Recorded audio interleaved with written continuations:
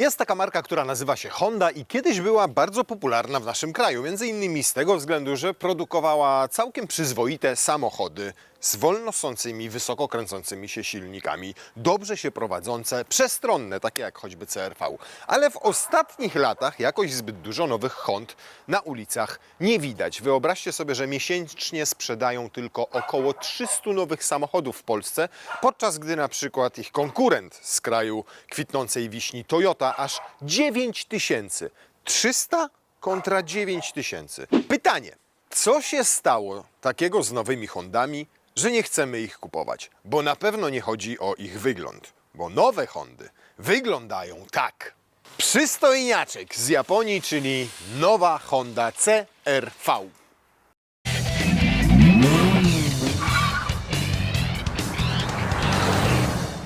Zapraszamy Was na findcar.pl, platformę, na której znajdziecie sprawdzone auta nowe i używane wyłącznie od autoryzowanych dealerów. Uruchomiliśmy serwis internetowy pod tytułem Findcar. To pierwszy w Polsce salon samochodowy online ze wszystkimi markami. Zgromadzonych docelowo tam zostanie kilkadziesiąt tysięcy samochodów dostępnych u dealerów w całej Polsce, albo od ręki, albo takich, które już są zamówione do produkcji. Oprócz tych nowych samochodów, które są u nas w serwisie, są też samochody używane, ale wyłącznie z programów oficjalnych dealerskich, czyli najczęściej z gwarancją, ze sprawdzoną historią i w doskonałym stanie technicznym. Więc jak wejdziecie sobie na stronę findcar.pl, to będziecie mieli dostęp do kilkudziesięciu tysięcy samochodów nowych i używanych z salonów dealerskich w całym kraju. Jedyny taki serwis w całej Polsce. Przyznacie, że jeżeli chodzi o design, o wygląd, o stylistykę, to jest naprawdę dobrze. Z jednej strony samochód nabrał smukłości w tej szóstej generacji. Ma pięknie wkomponowane reflektory. Żadnych udziwnień, żadnych jakichś pionowych LEDów, żadnych LEDów na górze, a tutaj w zabudowanej lampy w zderzaku tylko wszystko ładnie, estetycznie, z fajnymi detalami, z bardzo ładnym grillem, z dużym logo Honda, ale takim ciemniejszym, więc też dobrze komponującym się z całością. Super lakier złoty za 4000 zł, który ekstra pasuje do tego samochodu. Czarne elementy na nadwoziu, patrzycie i mówicie: wow, fantastyczne auto. W dodatku zerkacie z tyłu i mówicie: no jest jeszcze lepiej. Trochę jak Volvo XC60, ale to nie jest, broń Boże, obelga, bo XC60 jest najpopularniejszym kompaktowym SUV-em premium w Polsce i zerkacie i mówicie: naprawdę wszystko się tutaj zgadza, nawet nie przeszkadzają te fejkowe wyloty, które oczywiście nie mają nic wspólnego z rurą wydechową z tej strony, ale z tej tutaj już widać wydech, ponieważ tłumik mamy jeden i tylko tutaj poprowadzono rurę, natomiast lewa strona to jest zwykła zaślepka, ale całościowo, jak spojrzycie, to naprawdę dobrze to wygląda i tam pod spodem niczego nie widać, co jest często charakterystyczne dla niektórych SUV-ów z Japonii, bo nikt nie dba o to, żeby tam ładnie poprowadzić wydech, żeby to wszystko dobrze zabudować, żeby nie było z tyłu z odległości kilku metrów tego widać. A tutaj wszystko ładnie, przyzwoicie, estetycznie zrobione i naprawdę dobrze się komponuje. Jedyne, czego mi brakuje, to trochę większa felga, bo możecie sobie w wersji, jaką mamy, czyli i-PHEV, zamówić albo 18-calową felgę, albo 18-calową i jeszcze jest do wyboru 18-calowa, natomiast nasza jest standardowa 18-calowa, nie ma ani 19, ani 20, a szkoda, bo w ten samochód wtedy nabrałby jeszcze elegancji, jeszcze tak stabilniej by stał, jeszcze fajniej by wyglądał. No to co się w takim razie takiego wydarzyło, że dzisiaj CR-V-ki nie są tak popularne jak kiedyś? Ano, przede wszystkim wyleciały z oferty silniki spalinowe. Wyleciały z oferty diesle, które kiedyś Honda też miała i były całkiem udane, chwalone choćby za zużycie paliwa i za osiągi. Z niezawodnością tych diesli bywało trochę gorzej. Teraz mamy do wyboru tylko hybrydę albo hybrydę. Jedna hybryda to klasyczna hybryda o oznaczeniu i-HEV, a druga hybryda to i-PHEV i taką właśnie my tutaj mamy. Podstawą tej hybrydy jest silnik spalinowy o pojemności 2 litrów, wolno ssący, jak na Hondę przystało, o mocy skromnej 144 koni mechanicznych. Oprócz tego silnika spalinowego mamy tutaj jeszcze silnik elektryczny o mocy 184 koni mechanicznych. Więc myślicie sobie: 144 plus 184, no to daje dobrze powyżej 300 koni mechanicznych. No niestety nie. Maksymalna moc nowej Hondy CR-V w wersji IPHEV to 184 konie mechaniczne. Nie przesłyszeliście. Maksymalna moc to jest dokładnie moc silnika elektrycznego. Dlaczego tak? Nawet nie ma czegoś takiego tutaj jak moc systemowa, jak jest na przykład w hybrydach Toyoty albo Lexusa. Bo to jest koncepcja własna Hondy, która w przedziwny sposób działa, można powiedzieć. Mianowicie, jak mamy naładowany akumulator, to oczywiście jedziemy tylko z napędem elektrycznym. Ale jak jedziemy z prędkościami umiarkowanymi albo rozładował nam się akumulator, jedziemy z niższymi prędkościami, to silnik spalinowy działa jak generator, czyli z jednej strony doładowuje trochę akumulator, z drugiej strony przekazuje energię do silnika elektrycznego i auto jedzie na napędzie elektrycznym, czyli ma 184 konie mechaniczne nadal, bo spalinówka jest zajęta czym innym. Spalinówka doładowuje akumulator i jednocześnie napędza ten silnik elektryczny, przekazuje mu energię, żeby mógł napędzać koła. Natomiast jak jedziemy z wyższą prędkością, czyli na przykład na autostradzie albo na drodze ekspresowej, to cały układ dochodzi do wniosku, że to są takie warunki, że lepiej zda egzamin silnik spalinowy przy napędzaniu samochodu. I wówczas bezpośrednio z silnika spalinowego moc przekazywana jest na koła, silnik elektryczny zostaje rozpięty przez specjalne sprzęgło. I jedziemy wtedy po autostradzie tylko 144-konną Hondą CR-V spalinową. Więc konstrukcja całego tego napędu jest zupełnie inna niż u konkurentów. I oczywiście ma pewne wady i ma pewne zalety. Wada jest na przykład taka, że w IPHEVie napęd będziemy mieli wyłącznie na przedniej osi. Tylko w iHEVie dostaniemy wersję z napędem na 4. Tam jest w zasadzie ona standardem. To też niesie za sobą pewne konsekwencje. W HEVie mamy mniejszy bagażnik. Nie wiedzieć czemu. A czy wiemy czemu? Bo w HEVie mniejszy akumulator trafił do bagażnika. A w PHEVie większy akumulator, bo ma 17,7 kWh pojemności, trafił tutaj trochę pod podłogę, a trochę pod kanapę. I wiecie, co się wydarzyło? Wydarzyło się to, że tutaj mamy ograniczony prześwit aż o 5 cm, bo zobaczcie, jak wystaje tutaj w tym miejscu ten cały akumulator. Plus jest taki, że mamy niski środek ciężkości, co wpływa na prowadzenie. Minus jest taki, że jak wjedziecie tym SUV-em z teoretycznie wysokim prześwitem, jak patrzycie tutaj, na jakiś większy kamień, większy krawężnik, może próg zwalniający to nie, ale naprawdę istnieje ryzyko, że przygrzmocicie tym akumulatorem. Oczywiście on jest odpowiednio zabezpieczony, jest w specjalnej klatce. Nie zmienia to faktu, że nie są wykluczone jakieś ocierki tego elementu tam pod spodem.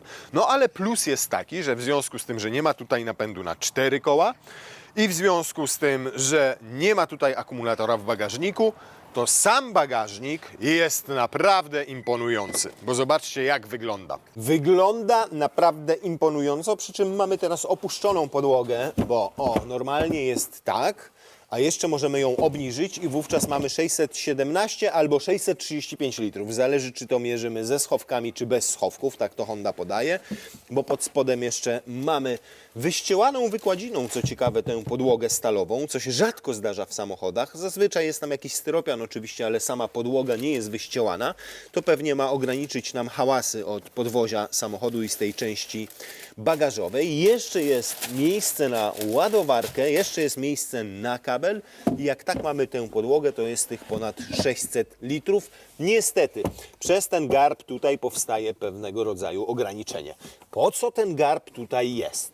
Zapytacie. No ja też się pytam, czy to jest jakieś wzmocnienie? Nie wydaje mi się, żeby to było wzmocnienie, ponieważ to się po prostu giba. To się giba. A po co to zrobiono? Prawdopodobnie po to, że jak tak podniesiecie tę podłogę bagażnika i złożycie fotel, niestety z poziomu bagażnika on się nie składa, trzeba go złożyć od środka, to otrzymujecie w miarę równą podłogę. W miarę równą, ale z takim estetycznym tutaj schodeczkiem. Jeszcze wiecie, co sprawdzę? Nie, tak się nie da. Nie uda mi się tego zrobić. Więc no takie trochę dziwne rozwiązanie. Szukam tam jakiegoś zaczepu mocującego to. czegoś, co pozwoliłoby mi to na przykład wyjąć i jeszcze uzyskać tam trochę więcej miejsca, no ale niestety chyba nie jest to możliwe, bo nawet te tylne fotele się nie przesuwają do tyłu. Do przodu, do tyłu, nigdzie się nie przesuwają. One tylko się składają i można pochylać ich oparcia. I to wszystko, co robią. No nawet na ten próg tam wchodzi ta walizka. Ta to już bez problemu tutaj wtedy przytrzyma tamtą. I zobaczcie, co tutaj się stało. Przecież tutaj, na dobrą sprawę, jeszcze jedna taka wielka walizka nam by weszła, bo tu jest mnóstwo przestrzeni. Tutaj z przodu jeszcze na upartego 2 kabinówki byśmy spokojnie postawili, bo profil całego bagażnika jest taki, że nie jest nawet ta szyba tutaj zbyt płasko położona, tylko wręcz spionizowana, więc on jest mega ustawny. Chyba w tym segmencie samochodów w okolicach 4,70 m to największy bagażnik, a na pewno jeden z największych i mimo tego progu tam najbardziej ustawnych. Fatalna roleta, okropna, zrobiona z tandetnego materiału. Zobaczcie, jakaś po prostu to jest najzwyklejsza cerata, którą ktoś kupił w sklepie, sprzęt AGD za 5 zł. Nawet to nie sprawia wrażenia mocnego, trwałego i porządnego, tylko jest po prostu zwykłą, cieniutką, aluminiową ścianeczką. Szajs. Bo zobaczcie, co się dzieje, jak to wyjęliśmy wszystko. Stawiamy 2 walizki w pionie. Jeszcze ma kierowca widoczność przez tylną szybę w lusterku wstecznym i ile jeszcze zostaje nam miejsca. Nawet nie zagospodarowaliśmy połowy tego bagażnika, a co więcej, jeszcze tam za tymi walizkami jest miejsce na poupychanie gratów. Tak jak powiedziałem, jeżeli chodzi o bagażnik, to jest absolutny ewenement w segmencie samochodów w okolicach 4,70 m. Oprócz tego mamy tutaj uchwyty, czy to na... W sumie to nie wiem, na co to uchwyty. Tutaj to chyba powinien być ten trójkąt, tak mi się wydaje, bo to tak wygląda, jakby to było przewidziane z myślą o trójkącie. Zresztą sprawdźmy, skoro dali trójkąt. Jak mnie się wydaje. Oczywiście. Idealne miejsce na trójkąt. O! Już wiadomo, po co to. Proszę bardzo. Miejsce na trójkąt. 2 lampki LEDowe. Haczyki są. Są też punkty do mocowania siatki. Tutaj w tym dziwnym progu i tutaj już przymocowane do nadwozia. Tu oprócz tego jest też jakieś mocowania do siateczek z jednej i z drugiej strony. A jak nie siateczek, to o właśnie takich listewek plastikowych, równie tandetnych, jak tandetna jest ta roleta, którą wymontowaliśmy przed chwilą. Ale, tak jak powiedziałem, za wielkość bagażnika 6 z plusem. No i tak, tu zaczyna się problem pod tytułem fotel nie ma regulacji wysokości, ten pasażera. To jest koszmar, ja tego nie znoszę i nie rozumiem w ogóle, skąd ta oszczędność, szczególnie, że powiecie, bo to dla Japończyków oni są niscy. Tylko że samochód nawet nie jest produkowany w Japonii i nie jest nawet sprzedawany w Japonii. CRV-kę stworzono przede wszystkim z myślą o rynku amerykańskim i tam jest produkowana i jeszcze jest produkowana w Chinach. I w Stanach ma nawet wersję 7-osobową, a nie ma regulacji wysokości. W dodatku siedzisko jest okropnie krótkie tutaj. Na dłuższe trasy będzie tu po prostu niewygodnie. Już nie wspomnę o tym, że nie mogę sobie jako wysoki chłop zrobić tutaj kołyski, żeby mi na przykład lepiej podpierała udo. No więc siedzę tak sobie tutaj z przodu, szczerze mówiąc. Natomiast na tylnej kanapie to mamy powtórzenie kazusu z bagażnika. Przestrzeni jak na ten segment samochodu, jak na te gabaryty, jak na ten rozstaw osi, jak na tę długość nadwozia. Bo tam z przodu na nogi miałem mnóstwo miejsca, miałem pochylone oparcie do tyłu i tutaj siedzę i zobaczcie. Po pierwsze, płaska podłoga, więc nawet trzecia osoba jak tutaj usiądzie, to może nie z takim wzrostem, ale w miarę przyzwoicie usiąść sobie mniejsza. Po drugie, dużo miejsca na stopy. Po trzecie, sporo miejsca na kolana, jak na ten segment. Po czwarte, miejsce nad głową, pomimo tego, że mamy tutaj szklany dach i jest roleta, która chowa się w tej części. Po piąte, wreszcie, mogę sobie pochylić oparcie i to wręcz do pozycji półleżącej, więc nawet mogę sobie drzemeczkę uciąć, mając jednocześnie naprawdę w cholerę przestrzeni wokół siebie. To jest kolejne duże zaskoczenie i CRV-ka zawsze słynęła z tego, że oferowała dużo miejsca i na bagaże, i dla pasażerów w stosunkowo niewielkim nadwoziu. I tak pozostało. Mamy 2 gniazda USB-C i nawiewy z klimatyzacji, ale nie ma trzeciej strefy. Mamy podłokietnik z otwartymi kubeczkami na napoje. Na szczęście jest na tyle szeroki, że tutaj umieszczenie tych uchwytów wzdłużnie nie przeszkadza w jednoczesnym opieraniu ręki i to jest plus. Minus za brak składania oparć kanapy w proporcjach 40, 20, 40, bo powinniśmy tutaj mieć przecież możliwość przewiezienia dłuższych przedmiotów, szczególnie przy tak dużym bagażniku i jednocześnie 4 pasażerów, a tutaj tego nie zrobicie, bo nie ma nawet rękawu na narty. Mam też wątpliwości do jakości zamontowania tej tylnej kanapy, szczególnie tego właśnie, tej części siedziska z oparciem 60%, bo zobaczcie jak to lata i jak to drży. No ale miejmy nadzieję, że się nie złamie, jak usiądzie jakiś roślejszy kawaler. Kieszenie w przednich fotelach. Bardzo przyjemna skórzana tapicerka. Szczerze mówiąc, wydaje mi się nawet, że to jest naturalna skóra. To jest najbogatsza wersja wyposażenia, nazywa się Advance. Niższych wersji wyposażenia w IPHEV-ie nie dostaniecie. Nie wiedziałem, ale ona naprawdę się jeszcze przesuwa. I to zobaczcie w jakim zakresie. To oznacza, że jeszcze możecie powiększyć bagażnik, jak jedziecie na przykład z dzieciakami i mają krótsze nóżki albo są w fotelikach, bo przesuwacie to wszystko do przodu i tam do bagażnika wchodzi Wam jeszcze więcej rzeczy, bo mierzyliśmy go z maksymalnie odsuniętą kanapą. I jak... Poczekajcie. No dawaj no. O Jezu, ile tutaj jest... Co? No i patrzę, czy teraz można to wymontować. No ni cholery nie można tego wymontować. No na kuta ten próg tutaj zrobili. No to musi być jakieś wzmocnienie, nie ma innej opcji. Tam ukryte pomiędzy prawą a lewą stroną po to, żeby usztywnić na przykład nadwozie albo po to, żeby tam usztywnić miejsce, w którym znajduje się akumulator. Natomiast szacun jeszcze za to, że można przesuwać dodatkowo tę kanapę. No, wspomniałem Wam o tym, że to jest ta najbogatsza wersja Advance. I wiecie ile kosztuje? W tym PHEV-ie? PHEV-ie, którego można sobie ładować przecież w domu. Trwa to, zależnie od tego z jakiego gniazdka to robicie, od 2,5 do 7-8 godzin. 2,5 to przy takim maksymalnym ładowaniu przyjmuje 6,8 kW moc. I to wtedy jest te 2,5 godziny.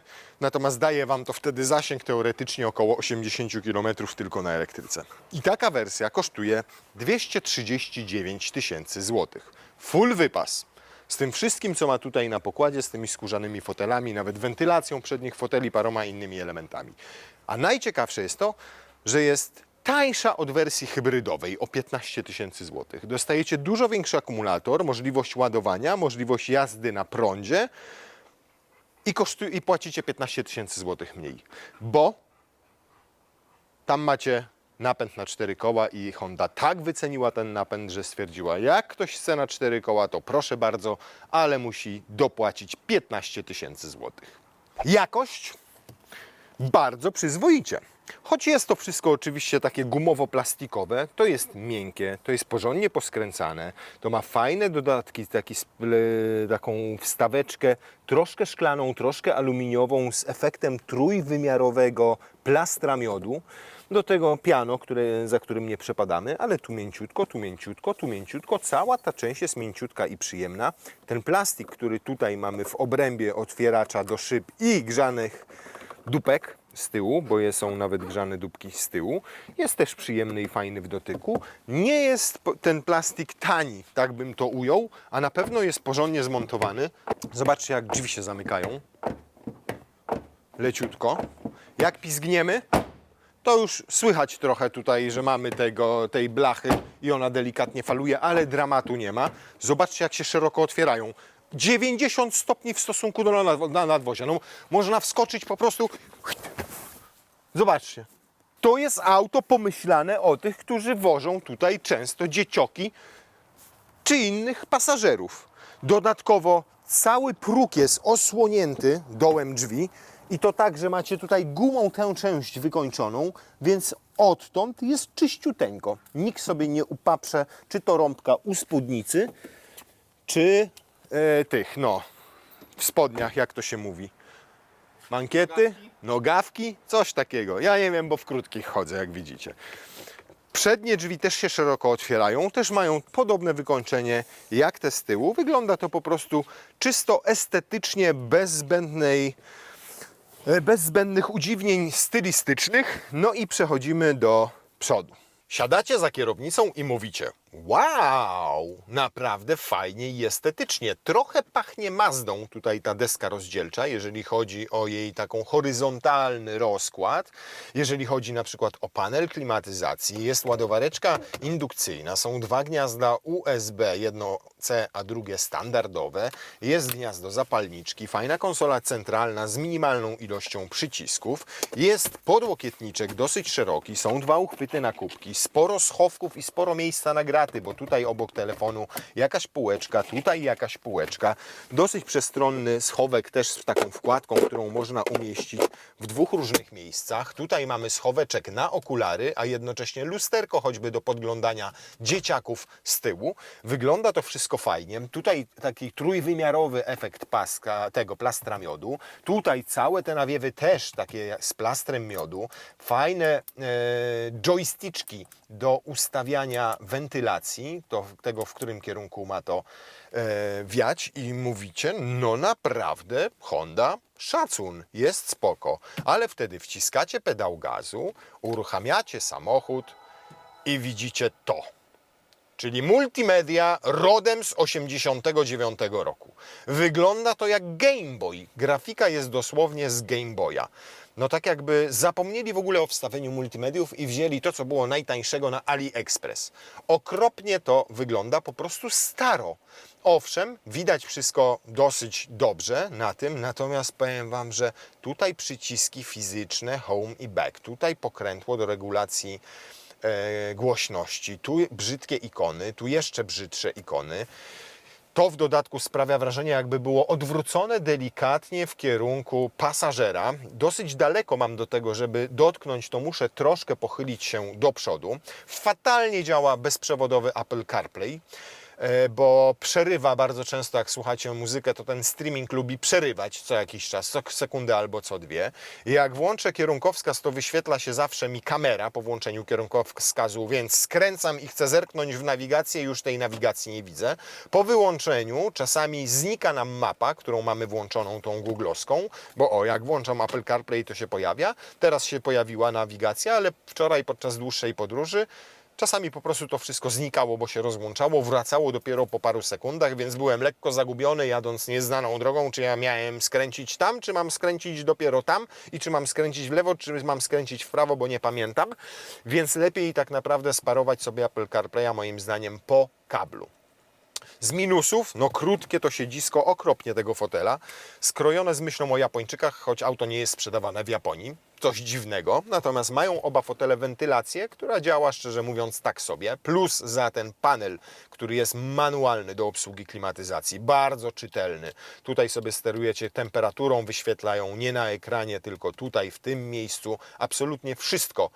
Wszyściuteńkim sterujecie tylko z tego panelu. Oprócz tego przyciski do trybów hybrydowych, przyciski do trybów jazdy, przycisk do autonomicznego parkowania. Zegary te są praktycznie niekonfigurowalne. Możecie jedynie zmienić sobie to, co wyświetlają tutaj po prawej i po lewej stronie, natomiast nie zmieniają swojego designu. W dodatku na przykład wskaźniki poziomu naładowania baterii i wskaźnik poziomu paliwa w baku są po prawej i po lewej stronie, podobnie jak kontrolki niektóre są tylko tutaj po prawej stronie, więc nad tymi zegarami cyfrowymi też mogli trochę popracować. Plus za system Bose w tej wersji, który jest już seryjny i ma 14 głośników. No szczerze mówiąc, to wygląda, jakby było przeszczepione z zupełnie innego samochodu, z jakiegoś starszego auta.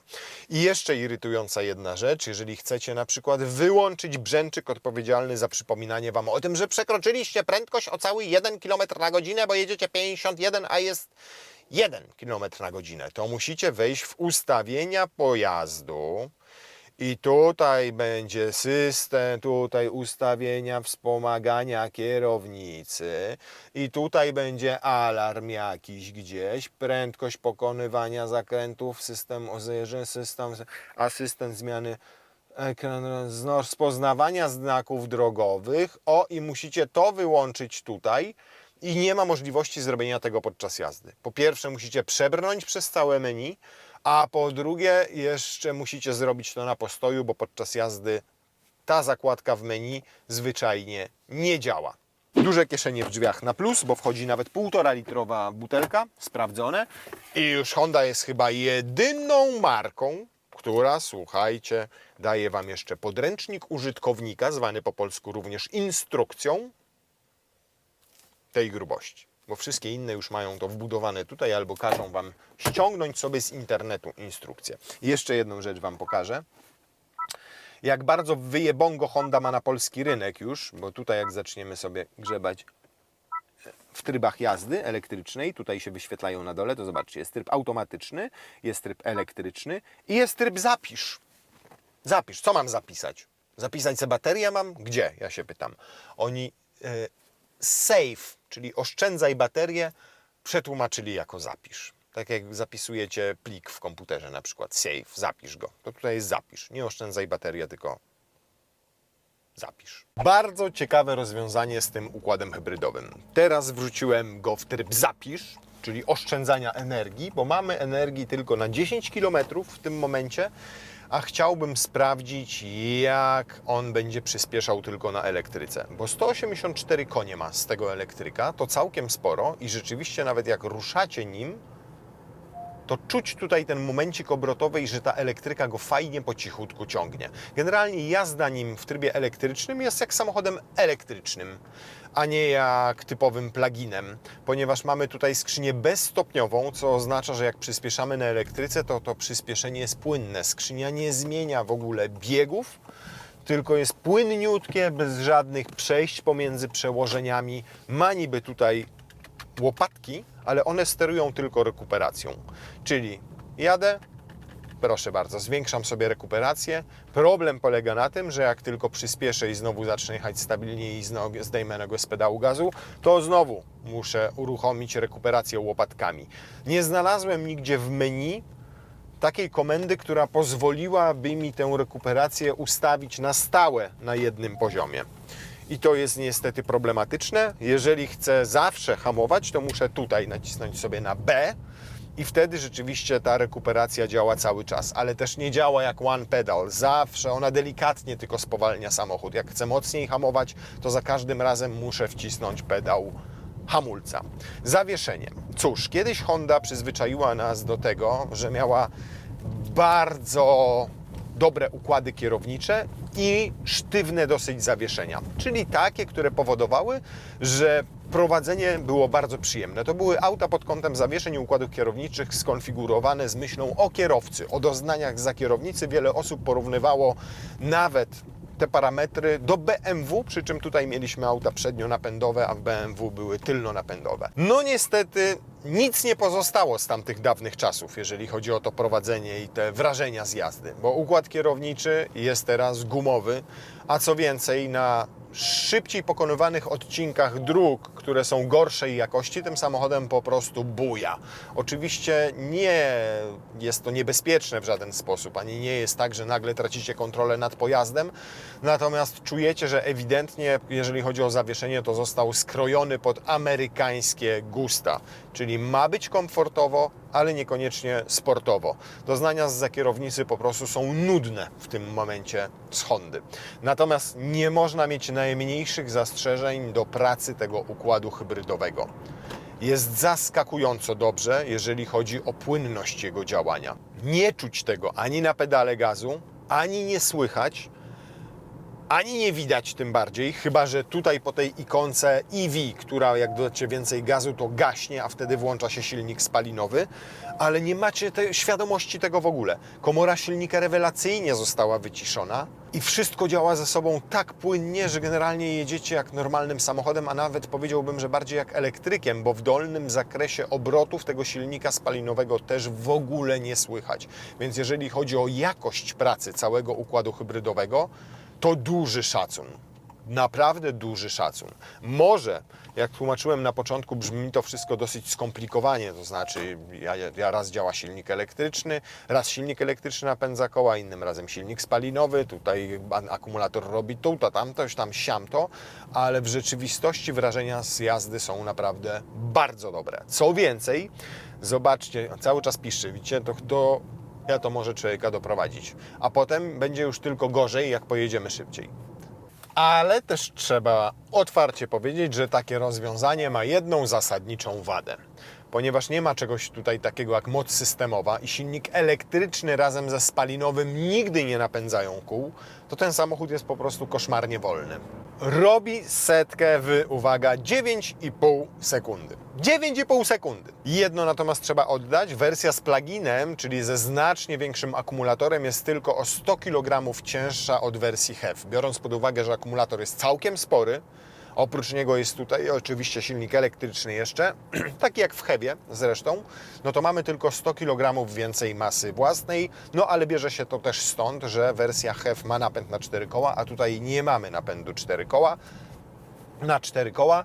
Niemniej 9,5 sekundy do setki no nie robią dobrego wrażenia, ale też w rzeczywistości przy niższych prędkościach naprawdę sprawia wrażenie takiego dosyć dynamicznego, chcącego jechać. Wciskacie mu pedał gaza, a on jedzie. Pomimo tego, że mamy tutaj skrzynię bezstopniową, to silnik spalinowy jakby zmieniał biegi, ponieważ steruje sobie tymi przełożeniami komputer w tej skrzyni ECVT tak, żeby zawsze ograniczyć mu obroty. Efekt jest taki, że słyszycie tak jakby ta skrzynia zmieniała faktycznie biegi i nie ma efektu wycia silnika, tak jak w niektórych hybrydach. W połączeniu z naprawdę bardzo dobrze wyciszoną komorą tego silnika daje to wrażenie jak z jazdy z silnikiem spalinowym, gdy jedziecie w trybie hybrydowym dynamiczniej. No dobrze, to 120 na godzinę.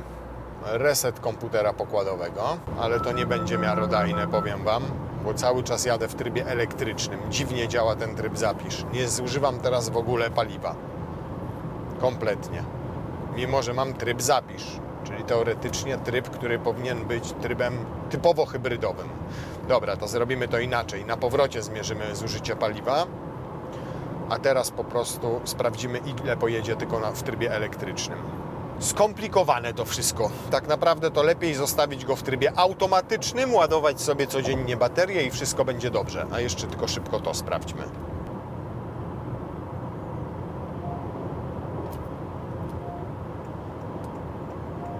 Tak 68,5 dB na betonowej nawierzchni przy 120 km na godzinę to jest naprawdę bardzo rozsądny wynik. Gdybyśmy jechali po asfalcie, to pewnie mielibyśmy nawet 1,5–2 dB mniej. Zeszlibyśmy w okolice 67 powiedzmy i to już naprawdę super wynik i subiektywne odczucia to potwierdzają. Doskonale wyciszony, powtarzam to jeszcze raz, silnik, ta komora tam, że w ogóle nie słychać, kiedy on wchodzi na wyższe obroty, tylko delikatny szmer tego silnika wtedy stamtąd dobiega. W dodatku nie jest to dźwięk irytujący i jeszcze sobie zmienia te przełożenia, więc nie ma tego efektu wycia na wysokich obrotach przez dłuższy czas, kilku czy kilkunastu sekund. Szumy wiatru tutaj słyszę, natomiast od zawieszenia też jest bardzo dobrze wyciszony. Jakbyśmy nie mieli szklanego dachu albo mieliśmy zasłoniętą roletę, to pewnie byłoby jeszcze ciut. Jeżeli tak działa ten cały układ hybrydowy, jak mówiliśmy, to de facto przyspieszenie od 0 do 100 tylko na elektryce powinno być dokładnie takie samo jak w trybie sportowym, kiedy też już pracuje ten silnik spalinowy. No bo skoro ten silnik spalinowy przy tych niższych prędkościach, czyli zakładam do tych powiedzmy 100 na godzinę, czy tam 120 na godzinę, działa wyłącznie jako agregat, tak naprawdę prądotwórczy, a głównie za napęd przednich kół odpowiada ten silnik elektryczny, no to przyspieszenie powinno być 1:1, po prostu 9,5 sekundy w obu trybach. Więc zaraz to zweryfikujemy. Pojedziemy tylko w trybie elektrycznym, a potem w trybie hybrydowym. No to mamy tryb elektryczny. Tutaj jak włączymy tryb sportowy, to co? Dalej tutaj mamy tryb elektryczny? Nie, wtedy nie możemy mieć trybu elektrycznego. No to musimy pojechać w normalnym i w trybie elektrycznym. Czyli mamy normal I mamy tryb elektryczny. Dobra. No to skoro tak, to uwaga.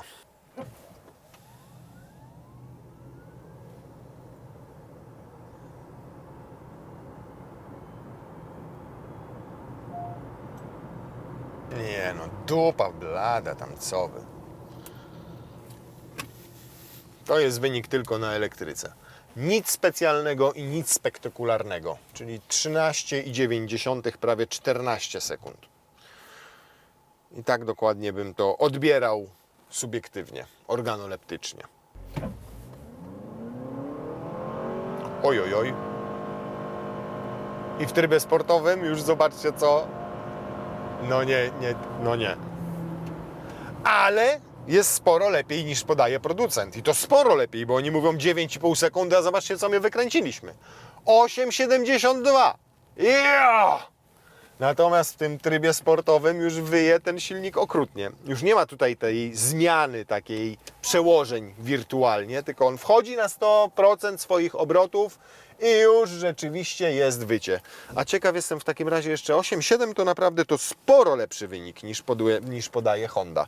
9,5 a 8,7 biorąc pod uwagę to, że nas jest tutaj we dwóch, że jest bogata wersja wyposażenia i tak dalej, to jest naprawdę nieźle. A sprawdźmy jak to będzie jeszcze w trybie normalnym w takim razie. Bez kombinacji, tylko jedziemy w trybie normal. Startujemy ze skrzyżowania. Żadnych kickdownów w ogóle. Ustawił się obok nas koleś Honda Civic, wiecie. 9000 obrotów.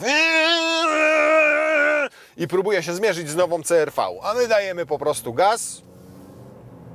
I zobacz, teraz zmienia przełożenia. Słyszeliście? I tylko tyle gorszy wynik. Tak jak powiedziałem, nie ma najmniejszego sensu korzystać tutaj z trybu sportowego. To jest tryb normal. 8,85, czyli nadal sporo lepiej niż podaje producent i jednocześnie bez tego wycia. O, teraz się złamała, wtedy po prostu chyba źle podjechałem. 8,85. To jeszcze raz to sprawdzę. 8,85 w trybie normal. To już jest zarąbisty wynik, naprawdę. Tam sobie jeszcze przytrzymałem nogę na pedale. Zobaczcie, przytrzymam jeszcze na pedale hamulca. O kurna, co to w ogóle było? A chyba Holda sobie włączył albo coś takiego.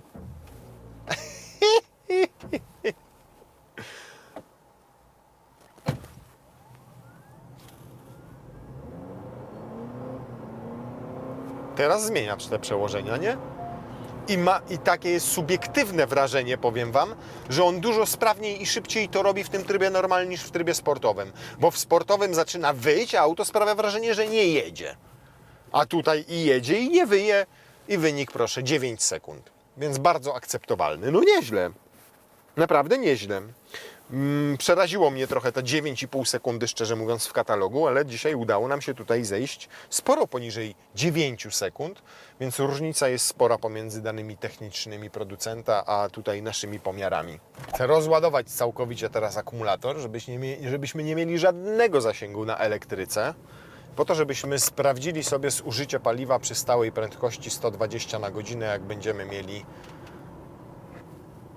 rozładowaną baterię i chcieli pojechać gdzieś dalej. Bo to jest istotny parametr w pluginach. Często z tymi pluginami było dawniej tak, że owszem, jeździły trochę na elektryce, wszystko było fajnie jak na tej elektryce jeździły, ale jak rozładował się akumulator, to była tragedia, jeżeli chodzi o spalanie. No dobra, mamy 0 km zasięgu na elektryce, widzicie tu, ale auto dalej jeszcze przyspiesza na tej elektryce. Matko kochana, co on ma, jakiś zapas, kurna, rezerwę prądu? Zobaczcie, cały czas jedzie na... O, jest! Teraz wyłączył nam już tryb elektryczny całkowicie, wszedł w tryb hybrydowy, to będzie nam łatwiej sprawdzić. Nie wiem, co Honda uznaje za wyższe prędkości, no bo napisała, że ten układ hybrydowy działa tak, że ten silnik spalinowy przy wysokich prędkościach napędza koła przednie, bo elektryczny jest sprzęgłem odpięty. Ale podejrzewam, że to są już prędkości rzędu 140 km na godzinę. Bo przecież jak jechaliśmy tutaj 120-130, to auto ciągle jechało w elektryce. Dobra, 120 na godzinę, rozładowany akumulator, tryb ekonomiczny teraz, a nie normal, ekon. jak podaje Honda, jak pisze Honda. No i oczywiście, jeżeli chodzi o elektrykę, no to auto, bo już nie mamy energii w akumulatorze, tylko jedziemy sobie tak ze stabilną prędkością 120 na godzinę. Teraz więcej ma do powiedzenia silnik spalinowy tutaj.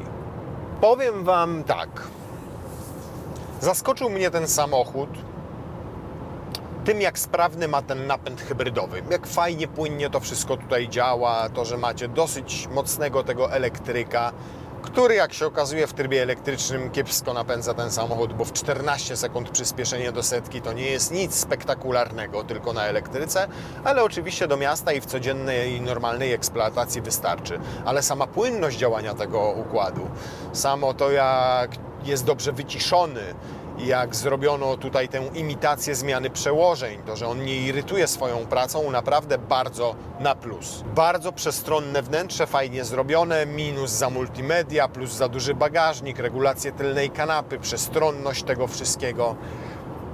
Tylko że to już nie jest taka Honda, którą znamy z dawnych lat. Hondy zawsze angażowały, Hondy zawsze budziły emocje, nawet jeżeli to były emocje jak z wiertarko-wkrętarki, to były to emocje po prostu. Miały grono swoich zwolenników nazywanych hondziarzami. I tam naprawdę wszystko się zgadzało, jeżeli chodzi o emocje z jazdy. Dzisiaj ten samochód jest kompletnie wyzuty z emocji. Pozbawiony charakteru, to nie jest auto stworzone z myślą o kierowcy w żadnym wypadku. To jest już inny rodzaj Hondy. Teraz jeszcze tylko krótka przerwa na reklamę. 6,6 litra, średnie zużycie paliwa przy rozładowanym akumulatorze przy 120 na godzinę. Przyzwoicie, bardzo. A wracając do samej CR-V-ki.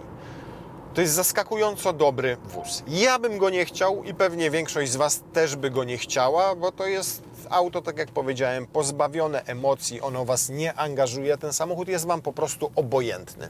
Tak jak jest obojętny ludziom, obok których przejeżdża, tak samo jest obojętny Wam.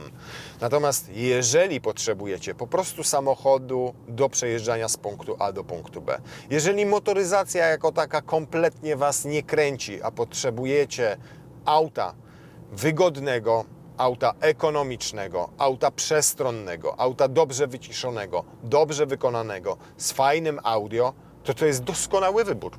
I mówię to z ręką na sercu. To jest samochód dla ludzi, którzy mają w dupie motoryzację i emocje za kierownicą. Którzy nie odwracają głowy, jak przejeżdża Porsche na ulicy, a już tym bardziej nie odwracają głowy na ulicy, jak przejeżdża jakaś Honda. A jednocześnie wyobrażam sobie, że to jest samochód dla 90% Polaków, którzy potrzebują przestrzeni, oszczędności, a przede wszystkim niezawodności. I nie kupują samochodu na 2 czy 3 lata, tylko kupują samochód na 5, 6 albo i 10 lat, a potem jeszcze zostaje on w rodzinie. Dokładnie taka jest Honda CR-V. Ja bym jej w życiu nie chciał, bo ja lubię się zaangażować w prowadzenie, bo ja lubię szybsze samochody, bo ja lubię za kierownicą emocje i lubię, jak samochód jest jakiś. Tutaj tego nie znajduję, natomiast znajduję i doceniam to auto, tak jak powiedziałem, za te wszystkie cechy, które czynią go bardzo dobrym autem dla 90% Polaków. I dziwię się, że tak mało tych Hond jeździ po Polsce. Moim zdaniem to nie jest kwestia samego auta, bo nawet ono jest nieźle wycenione, natomiast to jest kwestia samego importera, który ma w dupie to, ile CR-V sprzedaje.